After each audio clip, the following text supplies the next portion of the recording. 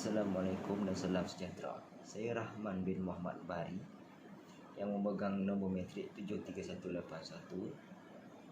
Pada hari ini akan membentangkan sebuah tiket ataupun perjalanan tugasan kami. Jadi tanpa melengahkan masa, saya akan meneruskan pembentangan saya dengan menerangkan perjalanan tugasan kami. Yang pertama kali adalah pengenalan, diikuti dengan objektif kajian. Seterusnya, metodologi kajian, sorotan kajian lepas, dapatan kajian, dan diakhiri dengan kesimpulan. Pertama sekali ialah dalam pengenalan.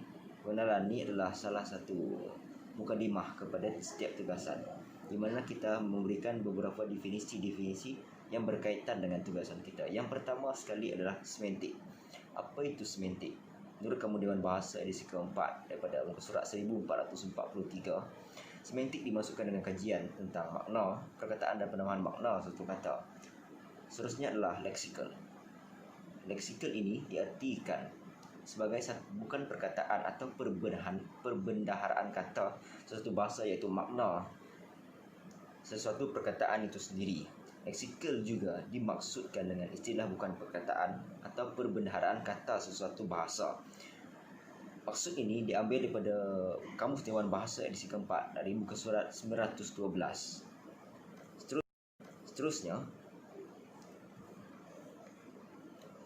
objektif kajian. Kami mempunyai dua objektif kajian dalam tugasan ini. Yang pertama sekali adalah mengenal pasti data dan istilah-istilah semasa pandemik COVID-19 melalui semantik leksikal. Dan yang kedua adalah menghuraikan data yang diperoleh dari segi pemberian dan hubungan makna. Yang ketiga adalah metodologi kajian, di mana metodologi kajian ini dibahagikan kepada dua, iaitu yang pertama adalah kaedah pemodelan data dan juga kaedah penganalisian data. Yang pertama sekali dalam kaedah pemodelan data, kami memperoleh data melalui buku-buku dan juga sumber internet, di mana sumber internet sebagai contoh dalam berita harian, dalam artikel dan jurnal yang telah disediakan. Manakala kaedah menganalisis data pula, kami menganalisis penggunaan istilah COVID-19. Yang keempat adalah sorotan kajian lepas. Dalam tugasan ini, kami dikehendaki menjadi 5 sorotan kajian yang berkaitan dengan tugasan kami. Yang pertama sorotan kajian yang pertama sekali adalah kajian daripada Nur Saadah, Muhammad Saleh dan Hashim Musa yang bertajuk kepelbagaian makna leksikal dalam iklan produk kecantikan. Yang kajian yang kedua ialah kajian daripada Yazid Yahya, Mary Fatimah Subed dan Muhammad Zaid Daud. Yang itu kajian yang bertajuk analisis semantik leksikal dalam novel Sangkar Karya Samsiah Muhammad Noor. Yang ketiga adalah kajian daripada Nabilah binti Burhasan dengan tajuk kajiannya ialah perbandingan kata dialek Melayu Sarawak dengan bahasa Melayu baku dari sudut semantik leksikal. Kajian lepas yang keempat adalah daripada Desih Pratiwi, Dewi Purnamasari, Fauziah Nurul, Fatimah dan juga Latifah, iaitu tajuk kajian ketiga-tiga tokoh ini adalah analisis semantik pada puisi Cintaku Jauh di Pulau, karya Chairil Anwar. Dan sorotan kajian yang terakhir adalah daripada Zulfadinamis dan juga Saleh. Dan artikelnya yang bertajuk Konsep Synonim dalam teks sejarah novel The Pearls ke dalam bahasa Melayu oleh Abdullah Hussein. Setakat itu saja pembentangan saya pada hari ini, dan pembentangan yang seterusnya akan disambung oleh sahabat saya. Sekian, terima kasih.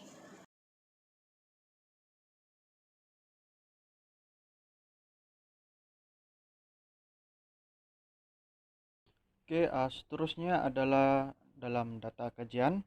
Data kajian istilah-istilah COVID-19 melalui semantik leksikal. Oke, mula-mula data yang kami dapat adalah dalam bidang hiponim. Oke, hiponim ni maksudnya satu pengelompokan makna ataupun satu perkataan yang mempunyai inklusif. Gray juga mengatakan bahwa hiponim ni adalah suatu makna mencukupi makna perkataan yang lain. Contohnya macam kalau kita sebut kendaraan, dia sudah mencukupi dia sudah mencukupi makna bagi kereta, sudah mencukupi makna bagi basikal, lori, macam itulah. Jadi Gray juga mengatakan bahwa hiponim ini terdapatnya subordinate dan subordinate. Subordinate ini yang perkataan paling atas dan subordinate ini adalah perkataan-perkataan yang di bawahnya.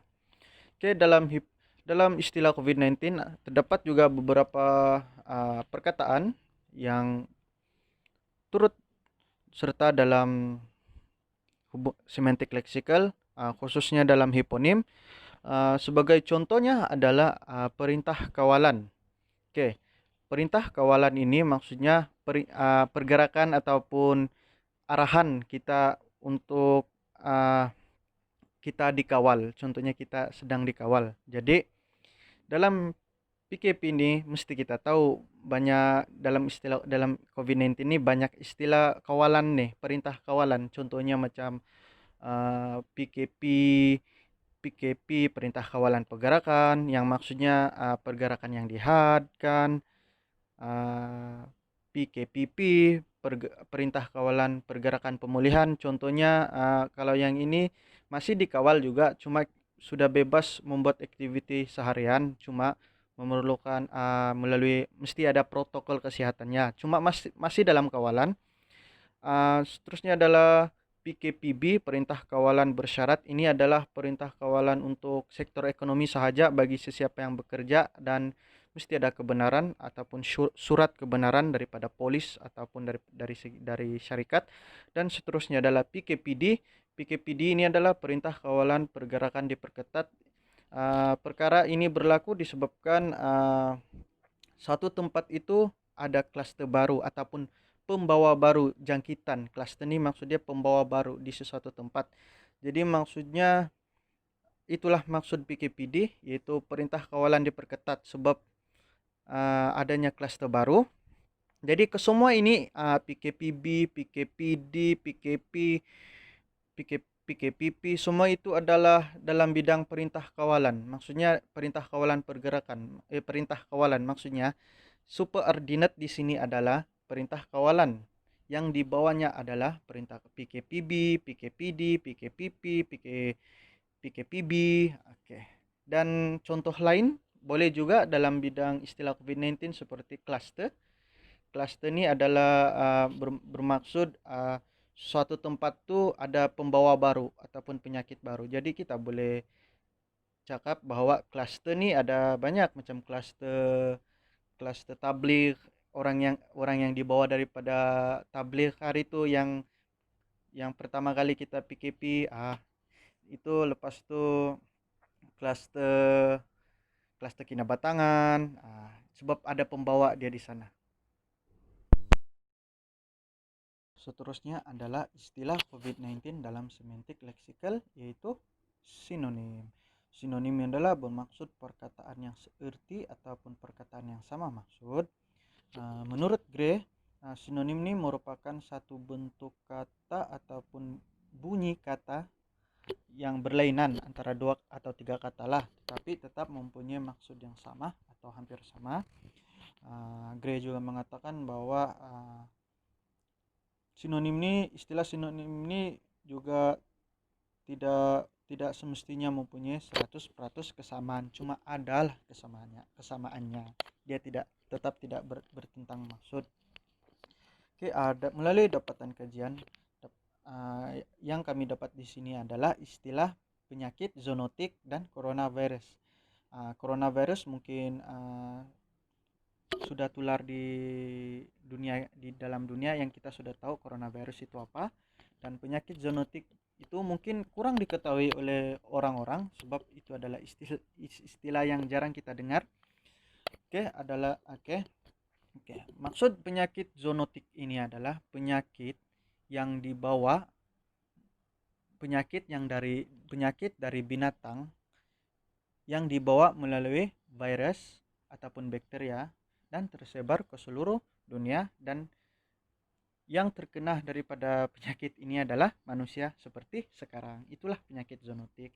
Dan coronavirus ini seperti yang kita tahu, coronavirus ini bermaksud penyakit yang datangnya dari binatang tersebar ke dunia dan terkenanya adalah manusia. Jadi dua perkataan ini adalah seerti walaupun bentuk ataupun bunyi dia yang berbeda, tetapi mempunyai perkataan yang seerti, yaitu penyakit yang dari binatang dibawa terus ke manusia.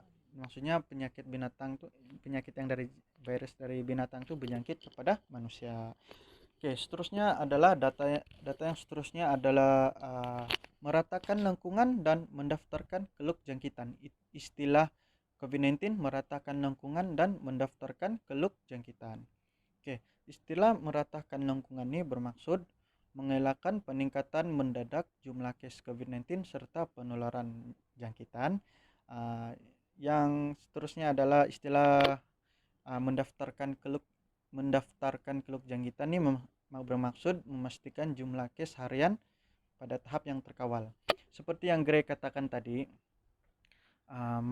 sinonim nih dia tidak semestinya 100% yang sama, tetapi adalah kesamaannya.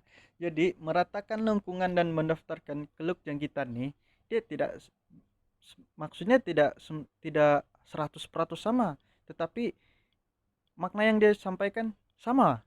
Itu makna dia tidak 100% sama, cuma apa yang disampaikan itu sama, yaitu yaitu adalah usaha untuk menurunkan penyakit COVID-19. Kedua-duanya tetap sama. Kesimpulannya adalah wujudnya penyakit COVID-19 ini ataupun pandemi COVID-19 ini dalam menimbulkan banyak istilah-istilah baru yang perlu kita tahu supaya kita tidak terlepas atau tertinggal info-info semasa. Diharapkan juga penyakit coronavirus ini atau COVID-19 ini segala turun agar kita semua boleh menjalani kehidupan sehari-harian seperti yang lalu. Terima kasih.